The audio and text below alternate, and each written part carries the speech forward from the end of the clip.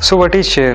दोस्तों, किसी भी बिजनेस को स्टार्ट करने या ग्रो करने के लिए कैपिटल यानी पैसे की ज़रूरत होती है, और वो भी बहुत सारे पैसे, जिसके लिए कंपनी के छोटे छोटे हिस्से कर दिए जाते हैं जिसे हम शेयर्स कहते हैं, और उन्हें पब्लिक को बेच दिया जाता है। फॉर एग्जाम्पल, सपोज एक बिजनेसमैन है मिस्टर एक्स। इनकी एक कंपनी है जिसका नाम है ABC, जिसकी वैल्यू है 50 लाख रुपए, और ये अपने बिजनेस को ग्रो करना चाहते हैं, जिसके लिए इन्हें 40 लाख रुपीस की और ज़रूरत है।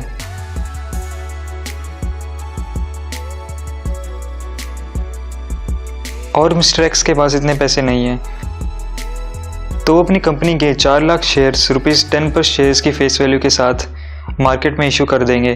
दोस्तों, फेस वैल्यू कंपनी को शेयर इशू करने से पहले डिवाइड करनी पड़ती है, जो जनरली ₹10 पर शेयर होती है। अब जो पब्लिक है वो ABC कंपनी के शेयर्स खरीदेगी और मिस्टर एक्स को मिल जाएंगे 40 लाख रुपए बिजनेस की ग्रोथ के लिए। एंड जो शेयर होल्डर्स हैं उन्हें मिल जाएगी कंपनी की हिस्सेदारी। पर इसमें जो शेयर होल्डर्स हैं उनको फ़ायदा कैसे होगा? क्या उन्हें कंपनी प्रॉफिट देती है? इसके बारे में आज दोस्तों आगे बात करेंगे। पहले हम जान लेते हैं शेयर मार्केट क्या होता है। दोस्तों, जैसे आपको अगर कुछ परचेज करना होता है तो आप मार्केट में जाते हैं, वैसे ही शेयर्स की बाइंग एंड सेलिंग के लिए भी मार्केट्स होती हैं। दोस्तों, पहले के ज़माने में जब कंप्यूटर एंड इंटरनेट ना यूज़ नहीं किया जाता था, तो जो शेयर्स की बाइंग एंड सेलिंग है वो फिजिकली होती थी, ऑक्शंस वगैरह जो बोली लगती थी शेयर्स की। लेकिन आज के टाइम पे जब इंटरनेट का इतना ज़्यादा यूज़ होने लग गया है, तो ये सारा सिस्टम ऑनलाइन हो गया है। आप घर में बैठ के भी शेयर्स की बाइंग एंड सेलिंग वो कर सकते हैं। तो दोस्तों, जो दो बहुत पॉपुलर मार्केट्स हैं वो हैं NSE national stock exchange and BSE Bombay stock exchange. दोस्तों, ये दो बहुत ही पॉपुलर मार्केट्स हैं जिनके अंदर सबसे ज़्यादा बाइंग एंड सेलिंग्स होती है शेयर्स, पर जो सबसे दो पॉपुलर हैं वो यही हैं NSE एंड BSE। दोस्तों, जितनी भी कंपनीज होती है जो अपने शेयर इशू करती है, उनको पहले अपने आप को इन मार्केट्स में रजिस्टर करवाना पड़ता है। दोस्तों, NSE में 1700 कंपनीज लिस्टेड हैं और BSE में लगभग 5400 कंपनीज लिस्टेड हैं। दोस्तों, NSE के जो रिलेटिव उतार चढ़ाव होते हैं स्टॉक्स के अंदर, उन्हें हम कहते हैं निफ्टी। BSE के अंदर जो उतार चढ़ाव होते हैं शेयर्स के अंदर, उसे हम कहते हैं सेंसेक्स। इसके बारे में आपने सुना भी होगा। दोस्तों, सेबी ने कुछ गाइडलाइंस इशू की हुई हैं। उन गाइडलाइंस के आधार पे ही जो इन्वेस्टमेंट है और जो स्टॉक्स एंड शेयर्स की जो ट्रेडिंग है वो इन मार्केट्स में होती है। ओके, तो चलिए दोस्तों देखते हैं कि बेसिकली जो शेयर मार्केट है वो कैसे काम करता है। How share market works. दोस्तों, सपोज कीजिए BSE है। कंपनी पहले अपने आप को BSE में रजिस्टर करती है, एंड जो फाइनेंशियल ब्रोकर्स हैं वो भी शेयर मार्केट्स के लिए काम करते हैं एज ए एम्प्लॉय। उनका उसमें कमीशंस होता है। दोस्तों, फाइनेंशियल ब्रोकर्स होते हैं जो पब्लिक होती है, जिनको शेयर्स और स्टॉक्स की नॉलेज नहीं होती है कि कौन सी कंपनी में इन्वेस्ट करना चाहिए, कौन सी कंपनी में इन्वेस्ट नहीं करना चाहिए, तो वो आपको एज ए एडवाइस देते हैं और आपके लिए जो बाइंग एंड सेलिंग है उसका काम भी करते हैं वो, और बदले में आपसे कमीशन लेते हैं। दोस्तों, ज़्यादातर जो लोग हैं जो वो स्टॉक ट्रेडिंग स्टार्ट करते हैं तो वो फाइनेंशियल ब्रोकर की हेल्प लेते हैं, क्योंकि उनको इतनी जानकारी नहीं होती है इसके बारे में। तो एक बेटर ऑप्शन रहता है कि आप फाइनेंशियल ब्रोकर्स की हेल्प लें।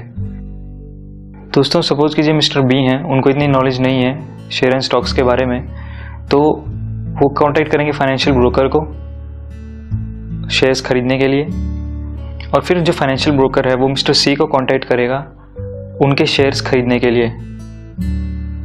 अगर मिस्टर C बेचने में इंटरेस्टेड हैं तो वो फाइनेंशियल ब्रोकर को कांटेक्ट करेंगे अपने शेयर्स बेचने के लिए, और वो फाइनेंशियल ब्रोकर जैसी रिक्वायरमेंट है मिस्टर B की, उनको उसके हिसाब से कांटेक्ट करेगा वो शेयर्स परचेज करने के लिए। अगर दोस्तों मिस्टर B को सारी नॉलेज है मार्केट के बारे में, तो वो डायरेक्टली भी मिस्टर C के साथ परचेज कर सकते हैं, तो फाइनेंशियल ब्रोकर को उनको कमीशन नहीं देना पड़ेगा। तो दोस्तों, ऐसे जो है बेसिकली शेयर मार्केट काम करता है। तो दोस्तों, अब बात करते हैं कि जो शेयर होल्डर्स है वो प्रॉफिट कैसे कमाते हैं। दोस्तों, जब एक पर्सन एक कंपनी के शेयर्स खरीदता है तो उसमें कोई खास लिमिट नहीं होती है। आप एक छोटी अमाउंट से भी स्टार्ट कर सकते हैं, लाइक 500 रुपये से भी स्टार्ट कर सकते हैं, और करोड़ों में भी जाती है वो। तो उसी हिसाब से दोस्तों, जो ओनरशिप राइट्स हैं और जो अदर वोटिंग राइट्स हैं या फिर बहुत तरह के राइट्स होते हैं, वो उन्हीं शेयर होल्डर्स को मिलते हैं, उनका जो शेयर का प्रोपोर्शन है उसके हिसाब से। तो मैं आपको एग्जांपल देके समझाता हूँ दोस्तों कि जो एक कंपनी का बहुत छोटा सा हिस्सा परचेज करते हैं वो इससे कैसे प्रॉफिट कमाते हैं। तो कंपनी ABC का एग्जांपल लेते हैं दोस्तों। इसकी फेस वैल्यू है ₹10। इसने इशू किए हैं 4 लाख शेयर्स ₹10 पर शेयर के हिसाब से ₹40 लाख के लिए।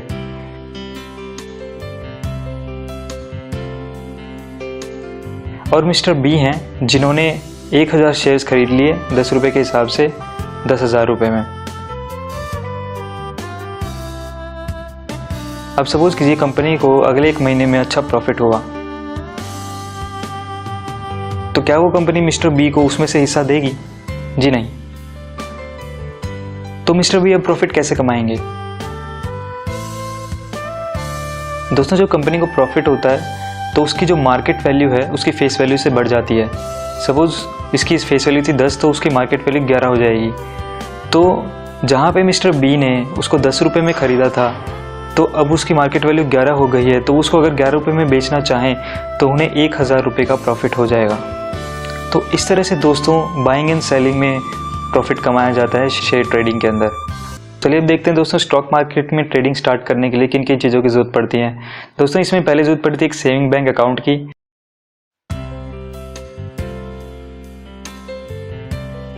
उसको हमें अपने डीमैट अकाउंट से लिंक करना पड़ता है। डीमैट अकाउंट हमारा एक अकाउंट बन जाएगा ऑनलाइन, जिससे हम जो हमारे जो डिटेल्स हैं हमारे शेयर स्टॉक से रिलेटेड वो हम सारी उसमें देख पाएंगे। ऑनलाइन कहीं से भी इंटरनेट के एक्सेस के थ्रू हम वो देख सकते हैं। ट्रेडिंग अकाउंट में दोस्तों जितनी भी हमारी परचेजिंग एंड सेलिंग होती है शेयर्स की, वो जितनी भी ट्रांजैक्शंस है वो ट्रेडिंग अकाउंट से होती हैं। और अगर हमें जो प्रॉफिट और लॉस हो रहा है वो हमारे डीमैट अकाउंट में फिर शो हो जाता है। सपोज कीजिए हमें प्रॉफिट हो रहा है तो हमारा वो प्रॉफिट हमारे डीमैट अकाउंट में पहले ट्रांसफ़र होता है, और फिर वो डीमैट अकाउंट से अगर हमारे जो हमें अर्निंग हुई है वो अर्निंग अगर हम अपने सेविंग बैंक अकाउंट में ट्रांसफ़र करना चाहते हैं तो वो हमारे डीमैट अकाउंट से ट्रांसफ़र होती है। तो दोस्तों इन्हीं चीज़ों की ज़रूरत होती है स्टॉक मार्केट में ट्रेडिंग करने के लिए। ऐसे यूनिक नॉलेज के लिए बॉक्स ऑफ नॉलेज को लाइक, शेयर और सब्सक्राइब कीजिए। Thank you.